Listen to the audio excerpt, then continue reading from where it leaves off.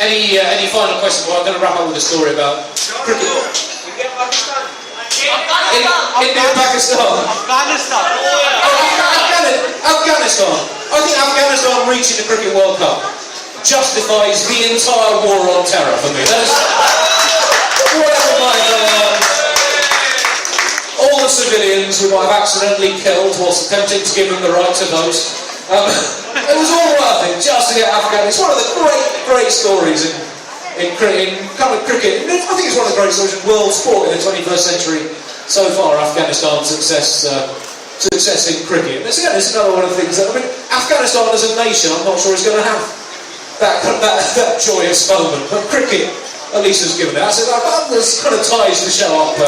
Started to show up nicely. So I think we're running out of time. I'm going to finish with this story about a moment in my life when cricket came to my rescue and sort of showed me that how important it can be to have cricket in your life. It was the morning of the 15th of December 2008, which you probably remember as the day that India chased down 380 to beat England in Chennai.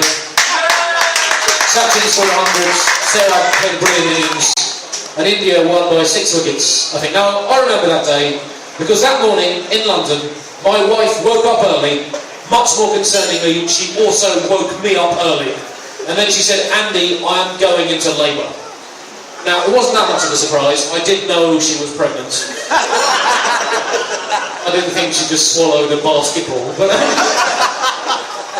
But she wasn't quite ready. It was due out 3 days later, scheduled for after the test match had finished. I'm very careful with these things.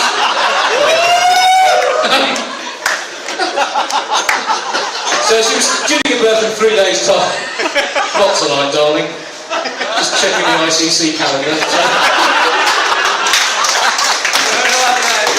That's why they have to stick to the Future Tours programme rigidly.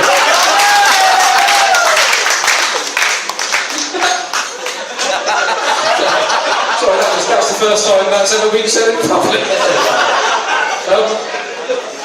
So she was due to give birth in 3 days' time. She was 98.9% pregnant statistically, and she woke me up early, and she said, "I'm going into labour." Now, obviously this is not really quite what we had planned, so I went downstairs to make a cup of tea, and I turned the radio on to check the cricket score. And if my wife was not too happy that she had a husband who was more worried about what was happening in that fascinating, compelling test match in Chennai than he was with her going into labour with his child, I'm afraid she married the wrong fucking guy! You have to have ground rules in a relationship.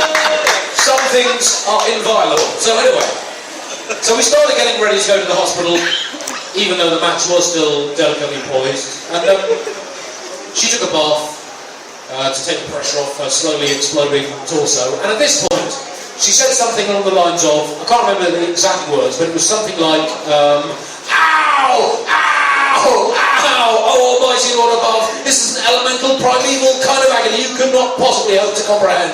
And I feel like a volcano humping an earthquake. If you do exist, great God above, why do you fucking hate women so much? And in my current circumstances, that looks like the biggest if since Rudyard Kipling started protecting the titles of his poems under the night skies above Gotham City. If you do exist, why do you hate women like this? Unequal pay I can take. We live longer on average, it's probably going to work out. But this childbirth shit is like a personal misogynistic vendetta. Is it something to do with the Virgin Mary not wanting to go out with you? Is that it? Is that it? Just the kind of standard thing that happens in childbirth.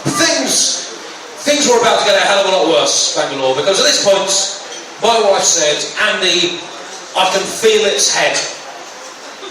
And that awkward silence, and the one woman saying, "Oh shit," was the correct response. Because those are not the words you want to hear in that situation. The words you want to hear are either, "Yes, we're in full labour now, so it's time to go to the hospital and have this deal sealed by trained medical professionals with their fully functioning 21st century medical equipment and their comforting supply of weapons-grade painkillers. Right, hands in, 1, 2, 3, go, Team Z." You either want to hear that, or you want to hear this.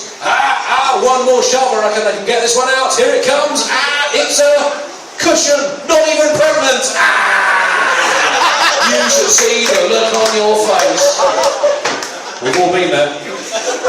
But she didn't say that. She said, Andy, I can feel its head with a definite and unmistakable subtext. And you, Andy Zaltzmann, lifelong avoider of awkward social situations and any form of responsibility, are going to have to deal with it.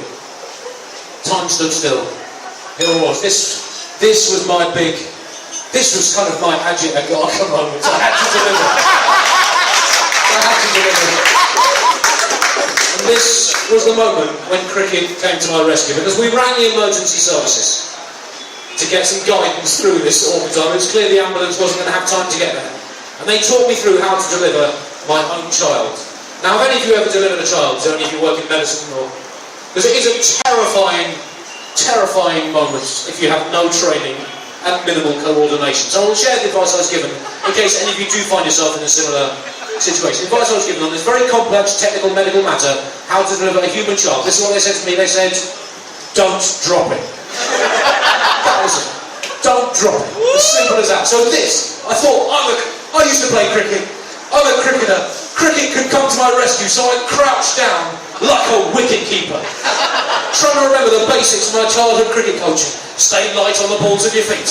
Watch the baby all the way into the gloves. Give with the wrist to help take a clean, smooth catch. At no point allow any thoughts of Cameron Akmal to come into your mind. No point. And if things aren't going too well, sledge the batsman. Well, you are looking ridiculous now, love. You've let yourself go in the last 9 months. Call yourself a hotshot lawyer. You don't look like one from this angle. Right, let's have this baby. Walking infielders, walking in.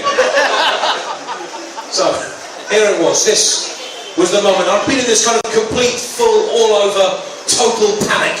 I could barely move, I could barely breathe, I could barely talk. And yet cricket saved me because I remembered those basics. And as the baby came out, I did stay light on the balls of my feet. I watched the baby all the way into my hands. I gave with the wrist, and I caught my own child. I looked at it for a second, threw it in the air, fired away. Trying to see the replay on the big screen. What a catch! The wife was lying on the floor whinging about something like that. But I'd taken the catch that really mattered. And I had a son, and in the background, the radio was still on. So my son was born to the dulcet tones of England slowly subsiding to defeat in a test match. And I thought, I'm a child of English cricket in the 80s and 90s. That is the way I want my son to be born. That is the most appropriate way for that child to enter this world. So I will leave you with that, Bangalore. It's been an absolute pleasure talking to you. Thank you.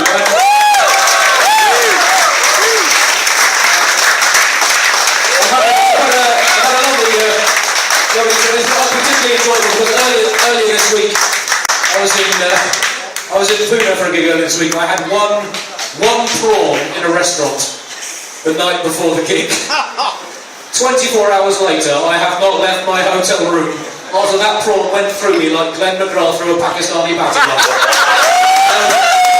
It's nice to have recovered and to done that gig there, so this wonderful gig here. Thanks very much to Opus for having me to begin the effort to think about the conference.